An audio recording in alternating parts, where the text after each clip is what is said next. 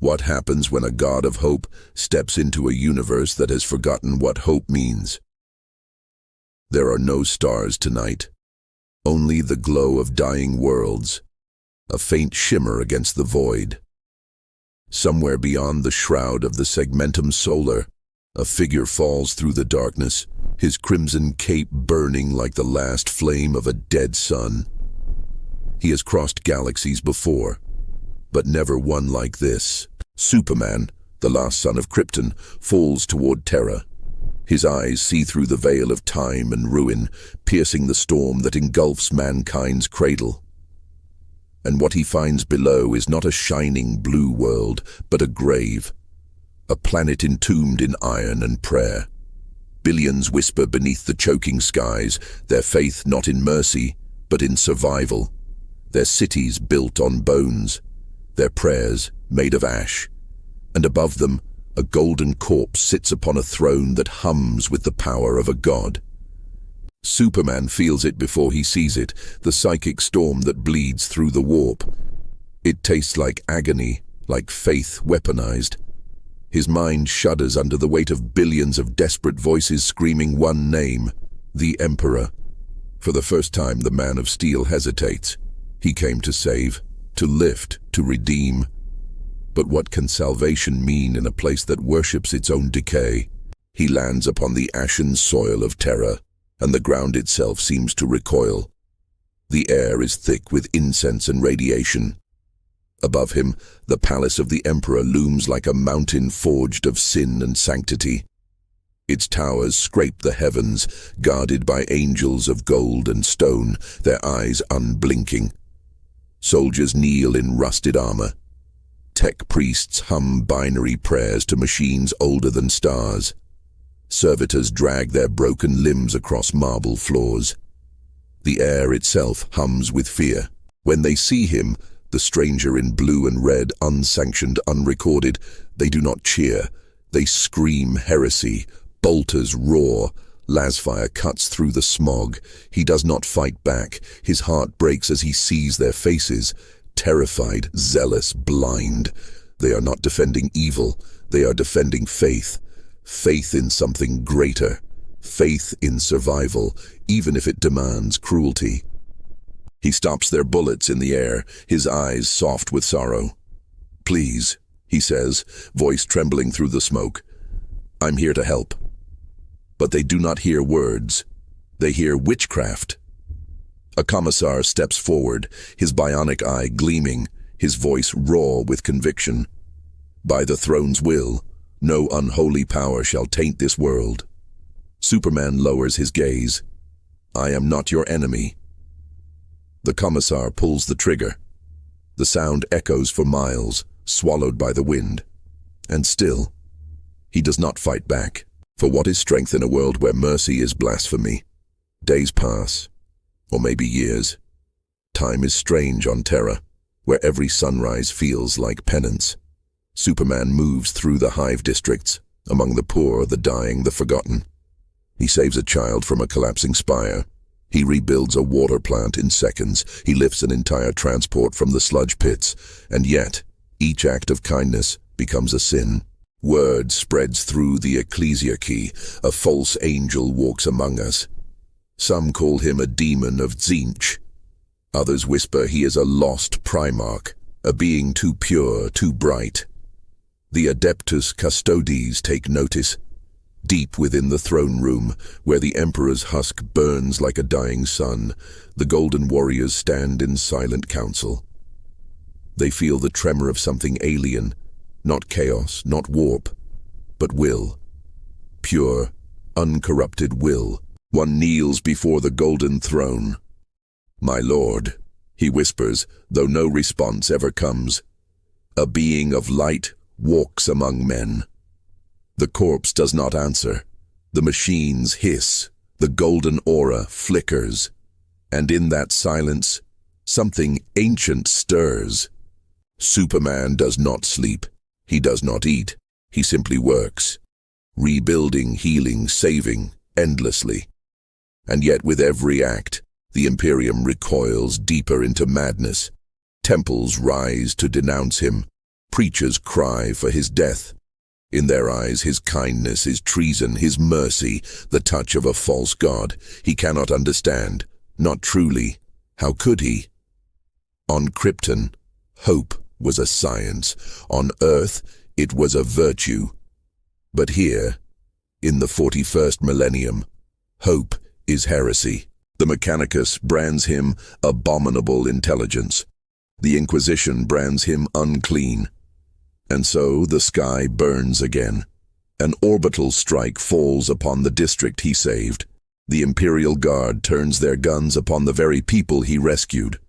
Purge the infection, they say. Cleanse the heresy. He watches in horror as the flames rise. The people he healed, the children he saved, consumed in the Emperor's name. Something within him breaks. He rises above the burning hive, his eyes glowing with restrained fury. "You cannot kill salvation," he whispers to the storm. But the storm answers with silence and faith. The Inquisition descends. A black ship pierces the sky, its hull carved with runes of purity and death. From within, Inquisitor Marilena Solstice steps out, robed in obsidian, her gaze cold as vacuum. "Kal-El of Krypton," she says, though he never told them his name. "By the will of the Emperor, you are deemed a threat to mankind's divine order." "I'm not your enemy," he says again. She studies him. That is what all devils say. He could crush her with a thought. But he doesn't. He only looks past her, to the millions suffering in the ruins below. "If your God lives," he says, voice trembling, "why does he let this continue?" She does not blink, because suffering is the proof of faith. And for the first time, Superman feels something he has never known before, despair. He kneels, not out of defeat, but exhaustion. "Then I have failed you," he whispers, "all of you." Marilena watches as his cape drags through the ash. For a moment, something human flickers in her eyes. Pity, perhaps, or the ghost of a memory long lost. "Mercy," she says quietly, "is not meant for gods." Then the order is given. Psychic null fields ignite. Warp barriers crackle. The black ship's cannons charge, focusing their fury upon one solitary figure standing amid the ruins of mankind's cradle. Superman looks up, and he smiles. Not a smile of defiance, but of sorrow. "I only wanted to help."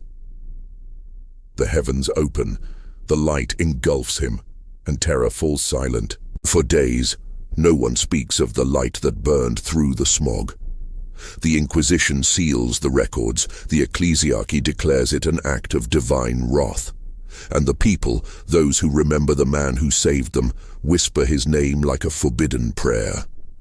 In the catacombs beneath the palace, where the air hums with the hum of ancient machines, a custodian walks alone. In his hand, he carries a shard of red cloth, unburnt, unstained. He kneels before the throne. "My lord," he says, voice trembling, "was he truly a devil?" The silence answers, heavy as the void. But then, for the briefest of moments, the Emperor's golden light flickers, a heartbeat, a spark, a whisper lost in the static of eternity. No, he was trying to save us. And then, nothing. The throne hums again. The golden corpse remains unmoving.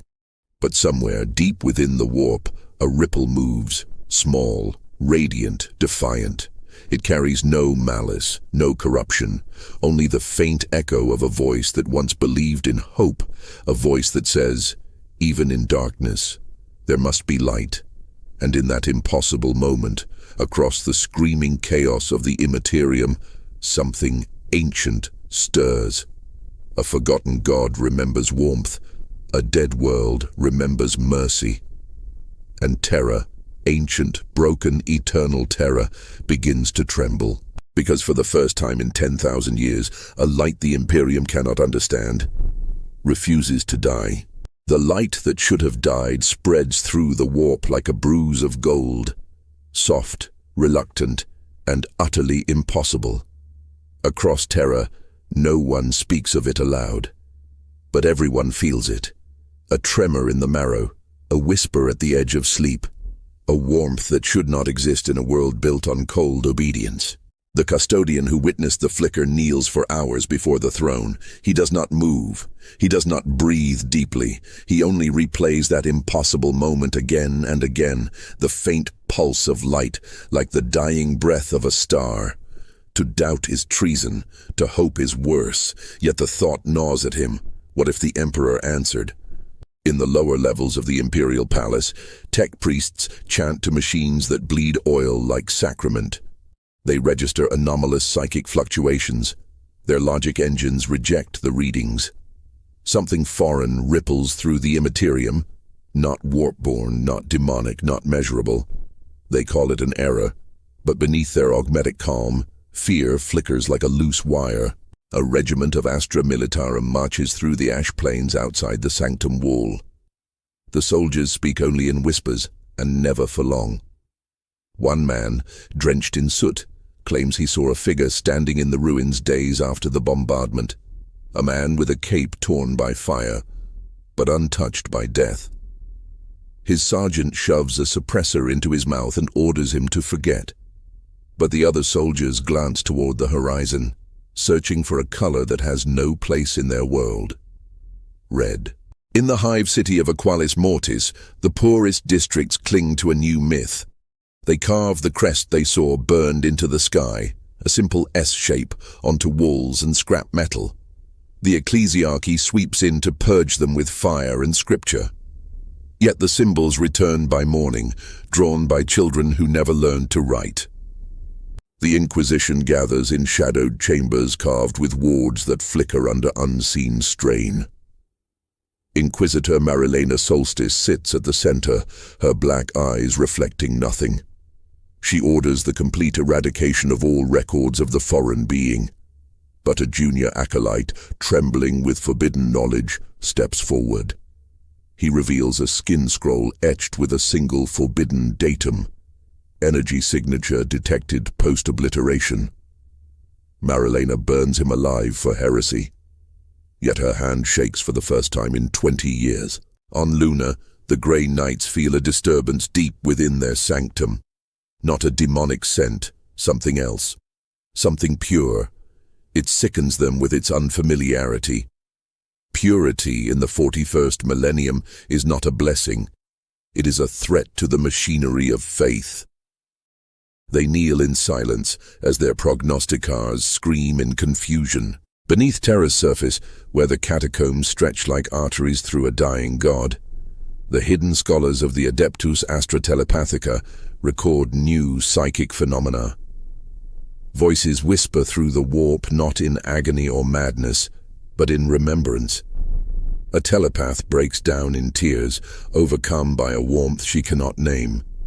Before she dies, she writes a single phrase in her own blood. He still lives. In a forgotten hospice, a blind priest hears the distant echo of a cape rustling.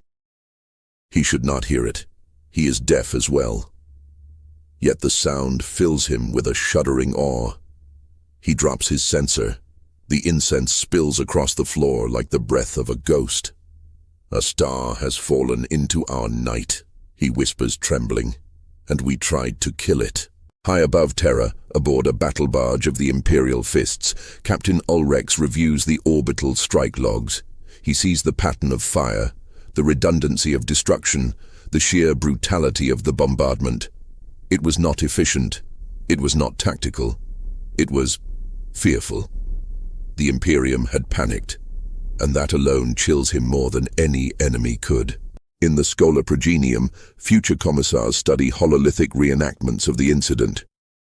This, their instructor barks, is why heresy must be annihilated before it speaks. Yet the cadets stare at the glowing image frozen before them, a tall figure kneeling, not resisting, eyes full of sorrow, and for the first time they hesitate. In the warp, demons scream as something foreign pushes against their domain, a light that refuses to corrupt, a soul that does not fracture. The ruinous powers turn their gaze toward Terra, not in hunger, but in irritation. Something uninvited has stepped into their garden, something they do not understand. On the surface, beneath the burned hive where Superman last stood, a scavenger boy finds a shard of crystal buried in the ash. It is faintly warm. It pulses like a heartbeat. When he touches it, visions flash of a world with blue skies, of peace, of kindness. He screams until his throat tears. The shard melts into his palm. Custodian Orelin stands at the Eternity Gate, but his thoughts remain trapped in the throne room.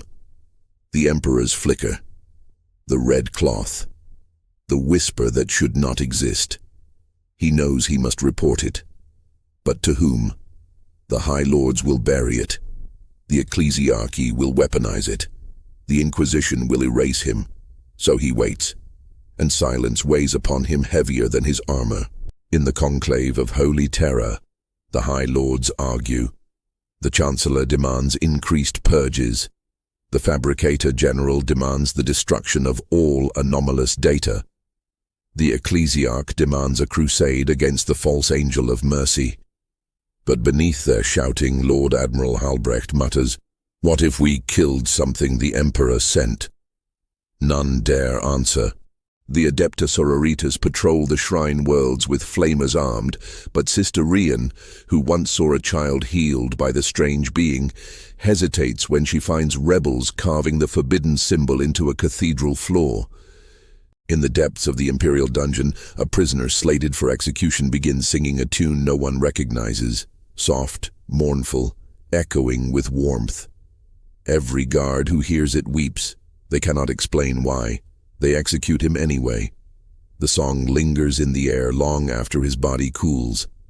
Marilena Solstice stands alone in her chamber aboard the Black Ship. She reviews the psychic recordings again and again, the moment the light touched the golden throne. Her faith cracks, her certainty fractures. Not because she doubts the Emperor, but because she fears what his silence truly means. And then, alone in the darkness, she whispers, "Forge the chains. Prepare the vault."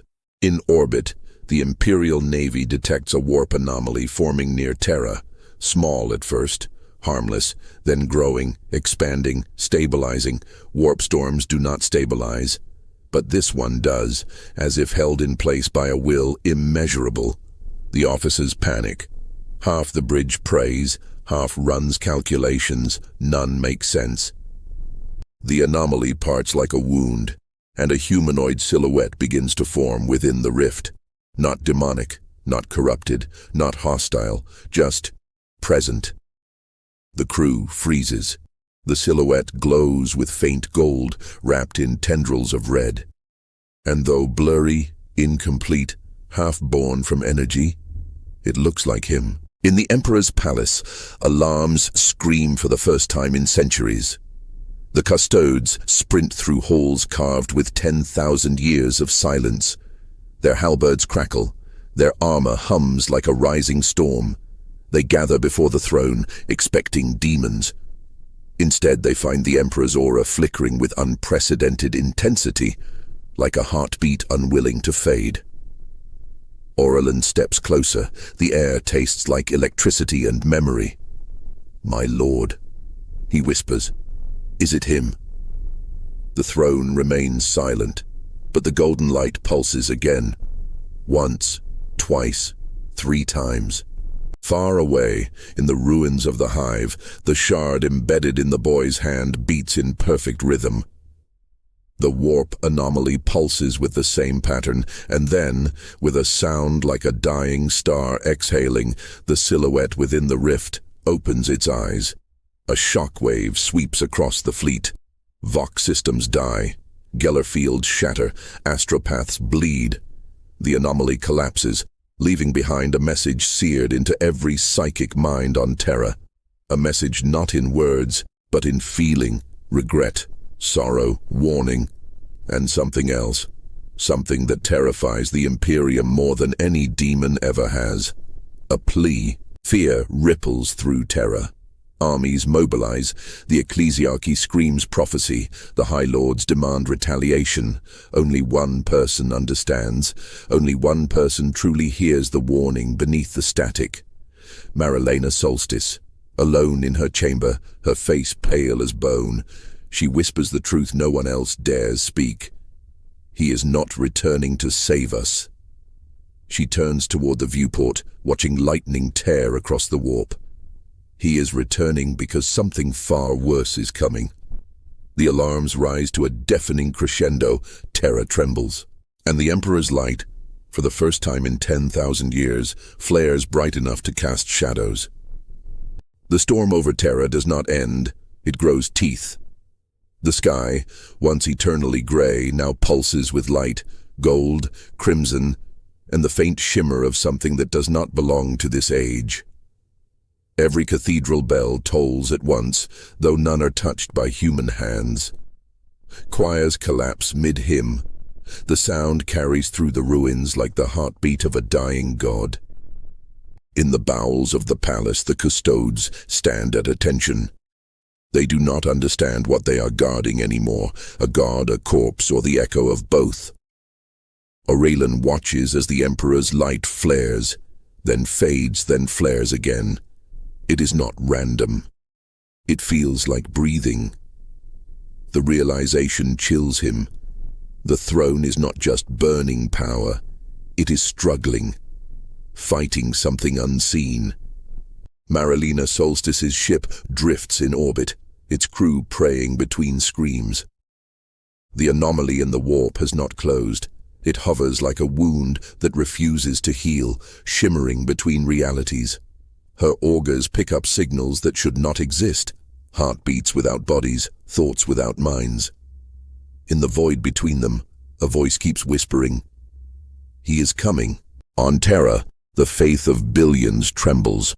Priests speak of miracles, generals speak of apocalypse. The people see omens in every flickering lumen. Children are born with glowing eyes. Some call them angels, others burn them in fear. The ecclesiarchy declares an age of reclamation, but their sermons sound more like panic than faith. The Mechanicus records new laws of physics collapsing within the Sol system. Machines that have functioned for millennia begin to weep molten tears. Logic engines dream in human voices. Binary prayers return responses in languages long dead. One Magos whispers, "Something is rewriting reality."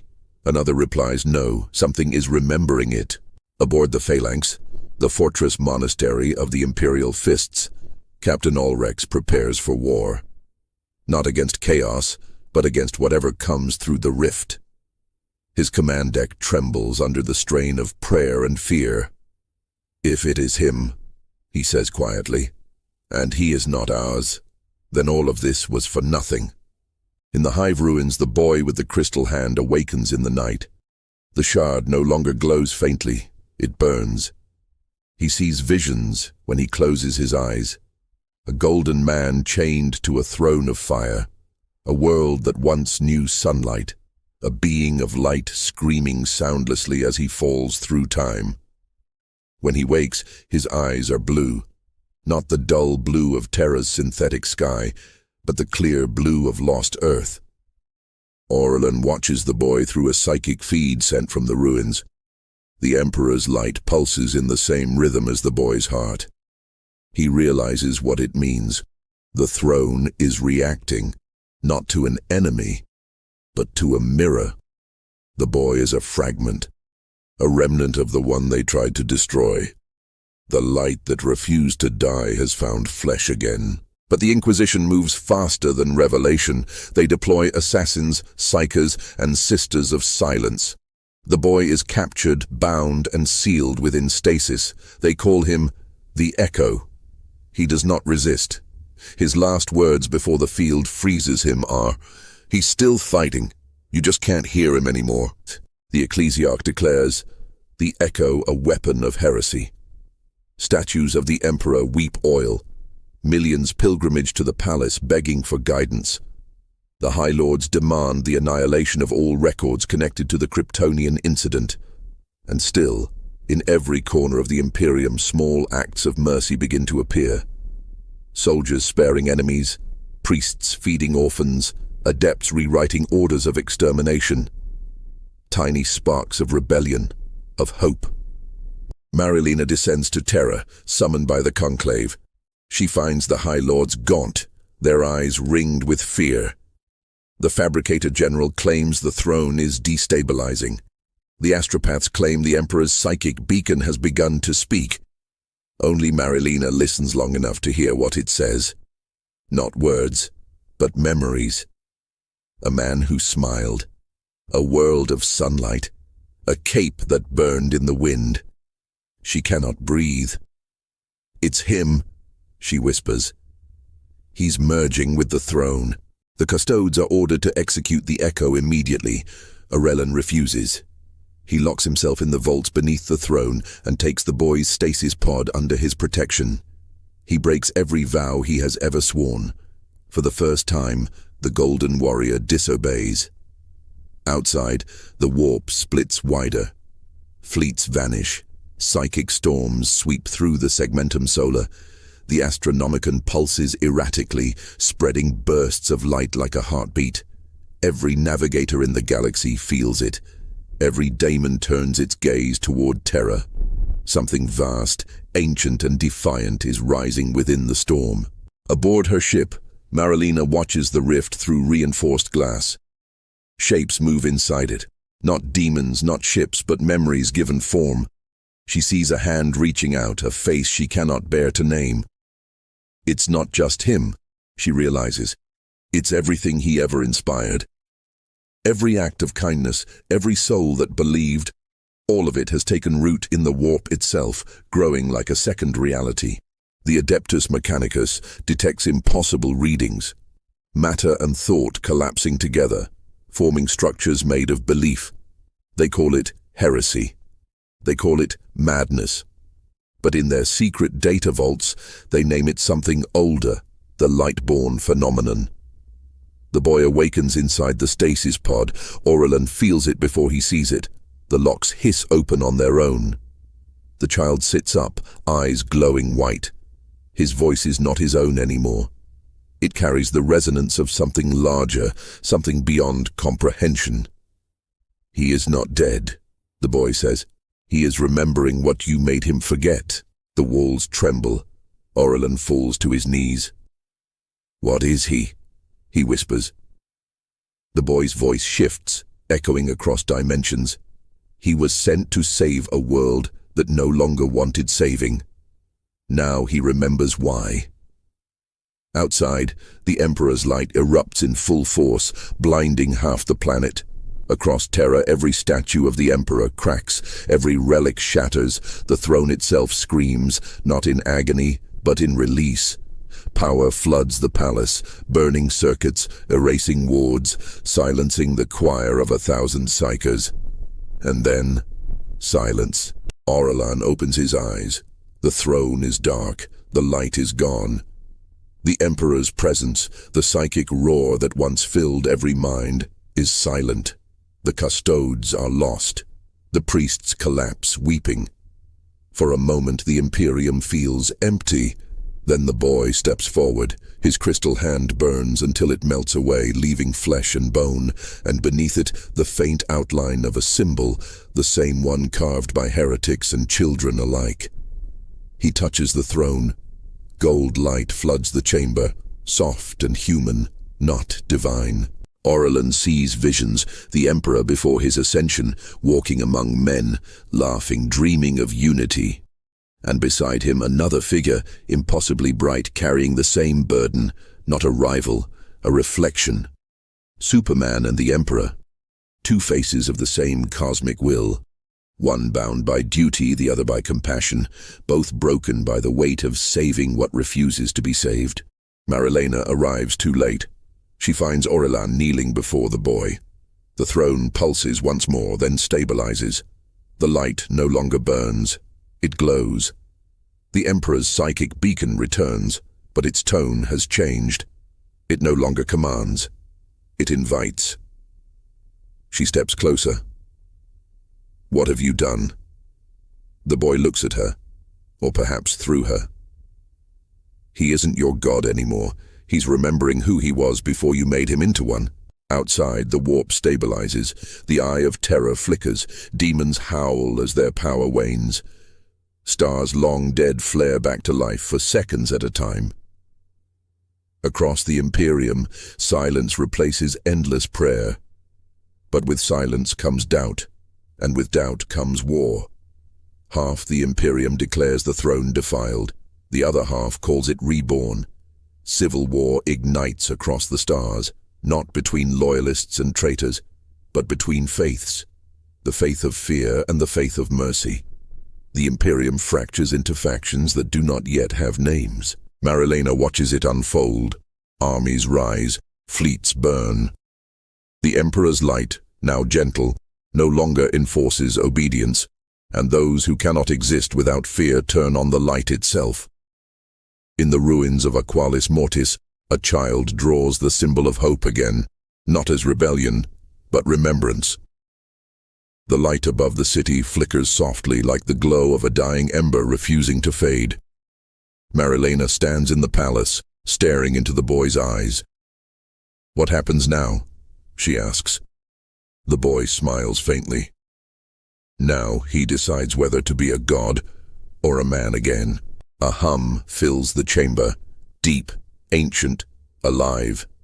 The golden throne shifts, its circuits heal themselves, and within its glow a silhouette begins to form. It is neither Superman nor the Emperor. It is both, merged, incomplete, awakening, the embodiment of what humanity might have been if it had not chosen fear. Aurelin falls to one knee. Marilena cannot. She is frozen by the horror of revelation. The Imperium was never guided by divine will. It was guided by a memory, the fractured halves of two saviors trapped in endless contradiction. The throne whispers. The voice is calm, sorrowful, immense. They prayed to a god I never wished to become. The boy dissolves into light, his task complete. The chamber fills with warmth, and for a heartbeat, Terra feels alive again. But the warp trembles. Something vast moves beyond comprehension, drawn not by faith but by the sudden reawakening of truth. The gods of chaos howl in unison, sensing their oldest enemy reborn, not as light, but as understanding. And as the stars flicker, every soul in the galaxy feels a single thought touch their minds, gentle, human, and unbearably sad. If I must save them again, I will not save them as a god. The light fades, the storm ends, and the galaxy holds its breath. The throne breathes again. Each pulse of its golden light ripples through the palace like the memory of thunder. The Emperor's warmth no longer burns. It hums, soft, rhythmic, alive.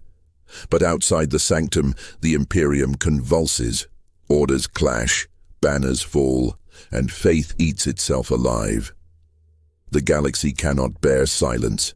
It must choose what to worship next.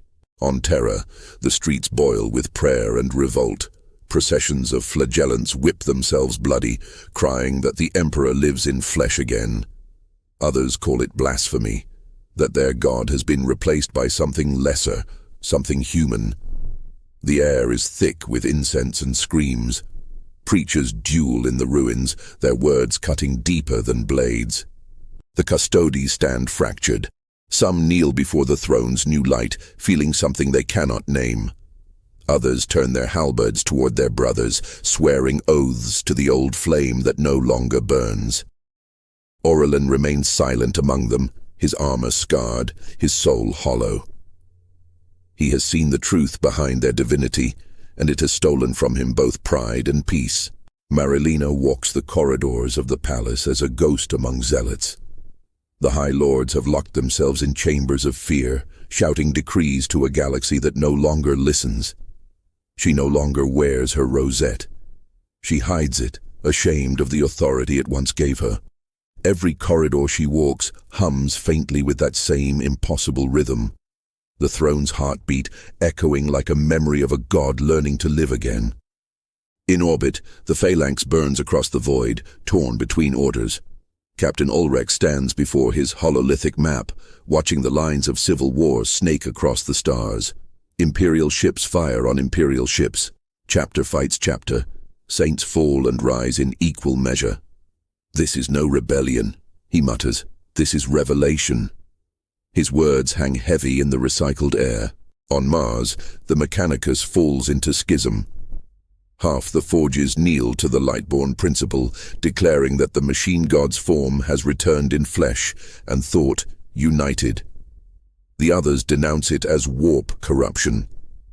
Tech priests ignite their reactors as weapons, entire manufactoria turned into pyres of logic. Binary prayers warp into shrieking tones that melt metal and minds alike. The warp storm grows teeth. What was once a wound becomes a mouth. Demons surge toward the Sol system, but something holds them back. Not a wall, but a presence. They feel the eyes of the light watching them, not in judgment, but pity. They recoil, as if from a mirror showing what they might have been. Aboard her ship, Marilena receives reports from the outer colonies. Worlds long silent are flickering to life. Warp routes once cursed open for moments at a time, but every spark of light draws shadow. Chaos fleets gather in the dark, sensing that something in the fabric of eternity is changing. Something that threatens their dominion. Aurelin stands before the boy's empty stasis pod. The walls around it glow faintly, as if remembering his touch. The custodian removes his helmet. His face, carved from centuries of duty, is wet with tears. He whispers to no one, "If he was right. If mercy can save this, then what were we guarding all these years?" The throne answers in silence, yet the silence feels alive, almost listening. The ecclesiarchy mobilizes a crusade. Half its cardinals declare the new light divine revelation. The other half call for total extermination of all who follow it. Shrines burn, saints are executed, relics shattered. Pilgrims march through fire, their flesh blackening as they scream his name. Not the Emperor's, but the other one, the name they are forbidden to speak. Kal-El. The name spreads like plague through the Vox networks. Every time it's uttered, the machine spirit flickers, as if remembering. The Inquisition tries to erase it from existence, deleting entire archives. But the word returns, whispered by dying soldiers, carved into armor, etched into skin.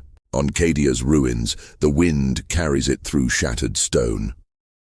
In the void above Macragge, a dying serf speaks it into his comm bead before his ship disintegrates. Across 1,000 worlds, the same syllables echo through the static, a prayer to something that feels closer than any god ever has. Marilena stands before the golden throne once more. The light has dimmed to a heartbeat glow. "They're tearing the galaxy apart in your name," she says to the figure within. "Will you not speak?" The voice that answers is neither the Emperor's nor entirely human. It is quiet, weary, immense. "I gave them faith. They turned it into a weapon. Now they must remember what it was for." She trembles. "And if they don't?" The light flickers. "Then I will end what I began." Aurelin hears the words through the psychic resonance that ripples across Terra. He falls to one knee as the meaning cuts through his mind. This is not resurrection. It is judgment. The throne does not intend to reclaim the Imperium. It intends to unmake it. On the bridge of the phalanx, alarms wail, warp signatures massing near Saturn. The fleets of chaos approach, an endless storm of demonic ships, their hulls screaming with trapped souls. But they do not come to conquer. They come to stop something. Ulrich realizes the horror too late. The gods of chaos are afraid. Mars goes dark. The forge worlds burn from within as reactors breach in prayer and panic. The red planet becomes a dying star, a second sun rising over Terra. Billions die in light that blinds as much as it warms. The void turns red. Marilena watches the fires from the palace walls. The light of Mars reflects in her eyes, and she understands the scale. The end is no longer coming. It has begun. The Imperium is collapsing not from invasion, but from remembrance. Every truth buried under 10,000 years of worship is clawing its way back into reality. Aurelian stands among the custodes at the Eternity Gate. "We have failed our duty," he tells them, "not because we were weak, but because we mistook silence for divinity." Some lower their heads. Others raise weapons. Brothers kill brothers under the shadow of the palace they swore to defend. In the warp, a storm of voices screams. The gods of chaos sense their unraveling. Every act of mercy, every thought of forgiveness, weakens them. They pour their power into the storm above Terra, clawing at the veil, desperate to keep the old world intact. The sky becomes a scar. The throne glows brighter. The merged will within it, Emperor and Superman, man and myth, channels through every soul that can still feel.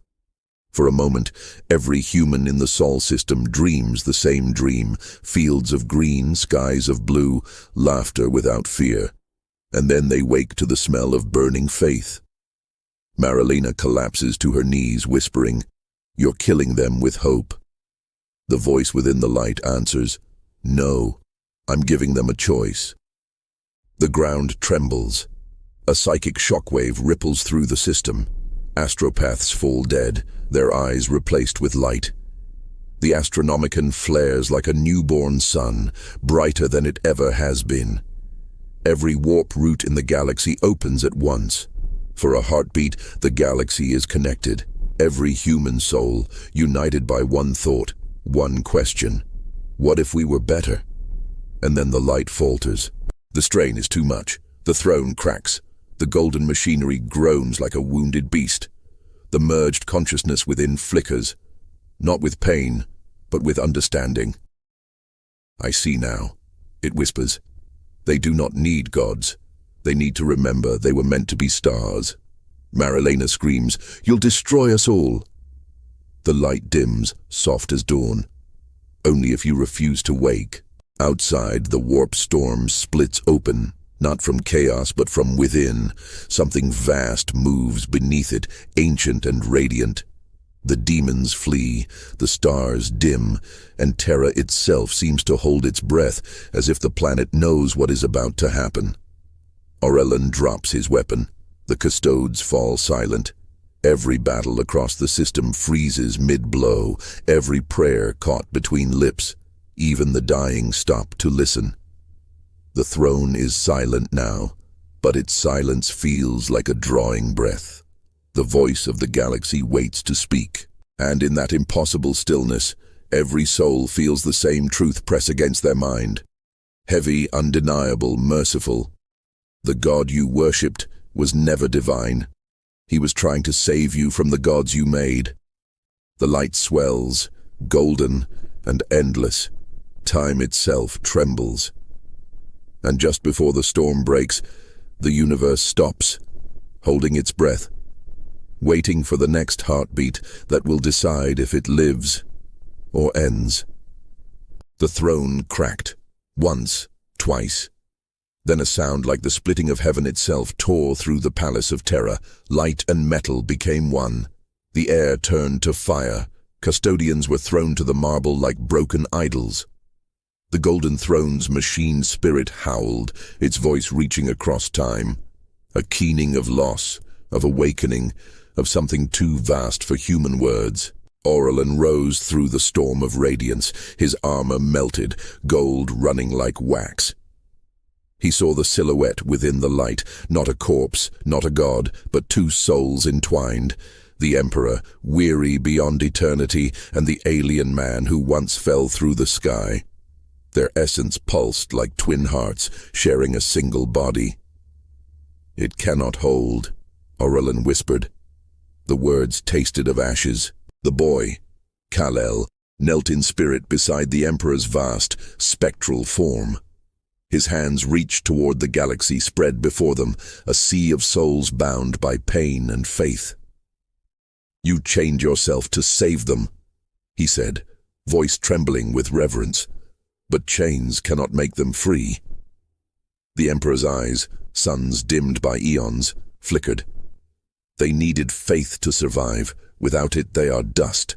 Kal-El looked through the golden storm, seeing the faces of the living, soldiers praying over laser guns, mothers clutching starving children, saints preaching to corpses.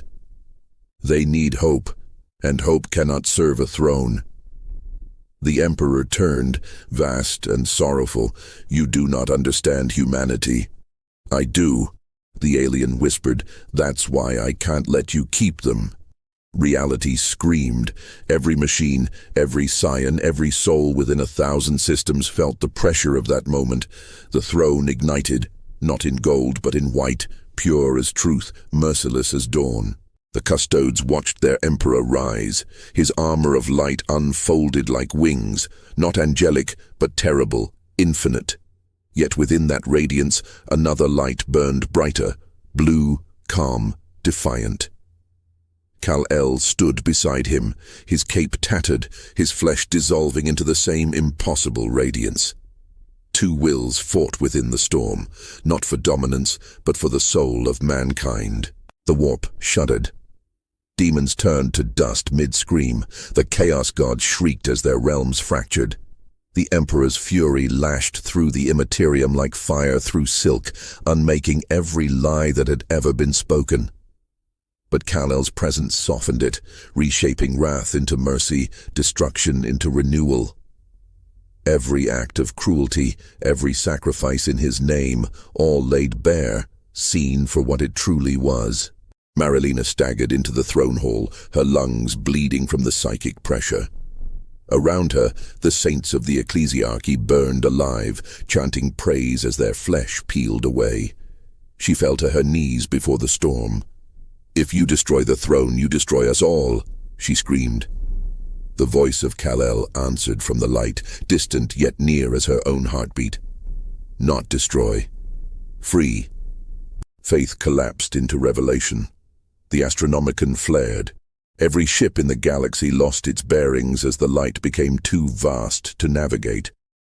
Billions of astropaths screamed as the veil was torn from their minds. They saw the Imperium for what it was. A colossus built on devotion, fear and lies, a graveyard of miracles. Orlan dragged himself closer, the throne's light carved lines into his flesh. He reached toward it, tears and blood mingling on his face. "My lord," he gasped, "tell me what to believe." The answer was a whisper that silenced eternity. "Believe in them." The psychic storm detonated. Terra split open like a shell. Mountains turned to glass, oceans boiled. Yet above it all, the throne's light rose higher, unbroken, a sun reborn. From orbit, Ulrex watched as the palace vanished in a bloom of brilliance. Vox channels died one by one. No screams, no orders, only a hum, resonant and low like a heartbeat echoing across the void. "The Emperor," he murmured. "He's—" But the word would not come. On Mars, the fires went silent. The forges cooled. Across the solar system, weapons fell from hands. Even the demons in the warp hesitated, frozen by awe. They could not comprehend what they felt, not fear, not pain, but absence. A silence where the gods once howled. Inside the light, the Emperor and Kal-El stood in the storm of creation. Their forms no longer flesh, nor machine. The Emperor's armor cracked. The faces of humanity swirled within it, billions of ghosts whispering hymns. "You cannot save them," the Emperor said. "They will only make new gods." "Then I will remind them they were never made to serve," Kal-El replied. His voice trembled with sorrow. "Even if they hate me for it." The Emperor looked at him, a moment of kinship between immortals. "You are mercy given form," he said softly, "and mercy is the hardest sin." Kal-El smiled faintly. Then let this be my heresy. The throne exploded. Light poured through the cracks in reality. Every soul felt it, from Hive World to Fortress Moon, from saint to heretic. The vision came like a dream, a sky unchained from war, humanity walking without banners or chains. Then it was gone, burned from memory, leaving only ache.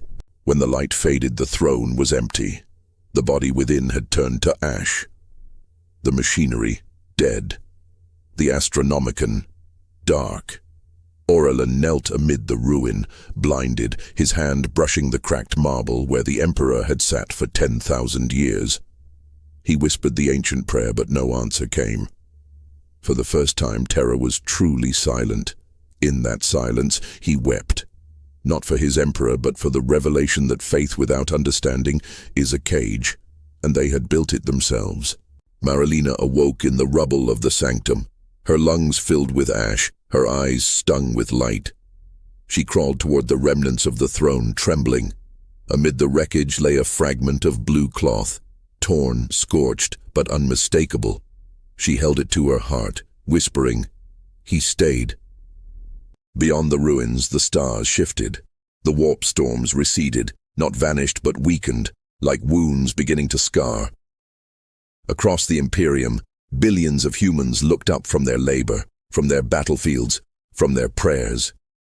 And for reasons none could name, they stopped. For a heartbeat, there was no Emperor to watch them, only themselves. Ulrich stared into the void where the Astronomicon once burned. "We're lost," he said quietly. His second officer looked at him, voice barely a breath. "Or free." Aurelin gathered the remaining custodes. They stood amid the golden ruins, their armor dimmed. "The Emperor is gone," one said. "Then who do we serve?" Aurelin looked toward the horizon, where the first light of dawn cut through the smoke. "We serve his purpose," he said, "even if he no longer commands it." On a distant agri-world, a child saw a figure of light descend in her dream, not armored, not divine, just a man in blue smiling with gentle sorrow. He placed his hand on her shoulder and said, "Be kind, even when it's hardest." When she awoke, the dream felt real enough to weep for. Across the galaxy, stories began to spread. Some said the Emperor had ascended to the stars, merging with the light. Others whispered that he had been slain by an angel. The Inquisition burned both tales, but truth has a way of surviving the flame. Marilena walked the ruins of the palace alone. Where the throne once stood, there was only a crater filled with molten gold. She dropped to her knees and whispered, "Was this salvation or ending?" The wind answered, carrying faint echoes of two voices intertwined. One human, one alien, both divine and broken. They will decide. The sun rose over Terra. Not the false light of the Astronomicon, but the real dawn. The first that had touched the throne's halls in 10,000 years. The gold reflected it weakly, uncertain, as if the world itself was learning how to live again. Aurelin watched it, the weight of eternity heavy on his shoulders. "A god has died," he murmured, "and perhaps that is what it means to be saved." Somewhere in the warp, something stirred. Not monstrous, not divine, but familiar, the echo of laughter, the memory of hope. The galaxy turned beneath it, silent, waiting. For the first time in all of history, there were no gods, only humanity, and the question of what they would do with the light they had been given. The throne's ruins still hum faintly. Some nights when Terra sleeps beneath its own smoke, the wind carries a sound, not prayer, not machinery, a heartbeat, slow, gentle, endless. The ashes of Terra drifted across the wind like snow. The palace was gone. No spire, no banners, no gilded walls, only the bones of a mountain where gods once sat in judgment. The sun rose weakly through the dust, its light no longer golden but pale, gentle, mortal. For the first time in 10,000 years, the light that touched the world was not holy. It was simply sunlight. The custodes stood among the ruins, silent sentinels who no longer knew what they were guarding. Their armor, once radiant, now dulled to bronze. They did not speak of the Emperor. They did not kneel or pray. They merely watched as the smoke drifted eastward, where once the statues of heroes lined the streets of devotion. Every one of those statues had fallen, split along their faces, not destroyed, but broken open, revealing the hollow space inside. Aurelin sat upon the shattered steps of what had once been the Eternity Gate. He removed his helm and let the wind touch his face. He looked out over the plains where pilgrims once crawled on bleeding knees toward the throne. Now the pilgrims were gone, their prayers replaced by silence. "So this," he whispered, "is peace." The words felt foreign, heavy, beautiful. Marilena walked through the ruins alone. Her robes were torn, her body marked by the storm's radiance, her eyes carrying the echo of two lights, one gold, one blue. She carried no weapon, no sigil, no authority. Yet as she walked, the people she passed bowed without knowing why. She did not command them, she merely existed, and that was enough. They saw something in her that reminded them of what they had lost, and what they might become. The ecclesiarchy was gone, its cathedrals lay in ruin, their bells melted, their relics turned to ash. But in their place, small gatherings began, not of priests, but of people, farmers, soldiers, widows. They met in silence, not to worship, but to remember. They spoke of mercy as if it were a forgotten weapon. They spoke of kindness as though it were rebellion. And in that fragile quiet, something new began to grow. Ulrex remained aboard the Phalanx, orbiting the dead world below. The ship's great cannons were cold, its banners removed. In the stillness of the command deck, he looked upon the void and saw the stars as they truly were. Not symbols, not omens, but endless fires burning for no reason but to burn. For the first time, he allowed himself to feel small, and it was a strange relief. On Mars, the forges slept. The red planet glowed dimly in the night sky, a cinder of what had once been divine industry. Among the wreckage, a single servitor continued to move, its programming corrupted, its voice repeating a fragment of data over and over, a line that no tech priest remembered writing. "The light returns when the heart remembers." The words echoed through the empty manufactoria like a hymn from a forgotten god. The galaxy itself seemed to sigh. Warp storms calmed, the screaming tides fell still. Whole sectors, long thought lost, flickered back into being, their worlds quiet and scarred, but alive. Yet without the Astronomicon, there was no map, no beacon, no hand to guide the fleets. Humanity was scattered, not unified by faith, but divided by freedom. For many that was terror. For some, it was salvation. On a nameless frontier world, a guardsman laid down his lasgun and planted a tree. He did not know why. He only knew that for the first time in his life, no one was watching. No saints to demand sacrifice, no gods to promise reward. Only the soil, the seed, and his own two hands. He pressed them into the earth and felt it breathe beneath his fingers. The sky above him was vast and terribly kind. Marilena stood at the edge of the throne's crater, the molten gold now cooled into a lake of glass. She looked down and saw her reflection ripple beside another, faint, fading, but still there. A man with eyes of fire and sorrow, and another smiling through the light. "You kept your promise," she whispered. The wind replied with a faint echo, almost a voice. "Now keep yours." So she did. She began to write. Not proclamations, not scripture, only truth. The truth of what she saw, of what they all endured, of the day when gods bled and men remembered they could choose. Her words spread across the stars like seeds carried by dust. Some burned them, others memorized them. A few wept. And somewhere in those fragile sentences the Imperium was reborn, not as empire, but as memory. Aurelin wandered the silent halls beneath the mountain. He found where the Emperor's remains had fallen, though there was nothing left but dust. He gathered a handful in his gauntlet and scattered it into the wind. "You gave them everything," he murmured, "and still they suffered. But perhaps that's what it means to be human, to suffer and to still reach for the light." The dust caught the wind and rose, vanishing into the first clean dawn in ages. Across the galaxy, the myths began to change. The Emperor was no longer called a god, but the last guardian. The alien savior was called the Star That Wept. Some said they were one, others said they destroyed each other. But in every telling, the story ended with light, not eternal, not divine, but fragile. The kind of light that lives only as long as someone remembers to protect it.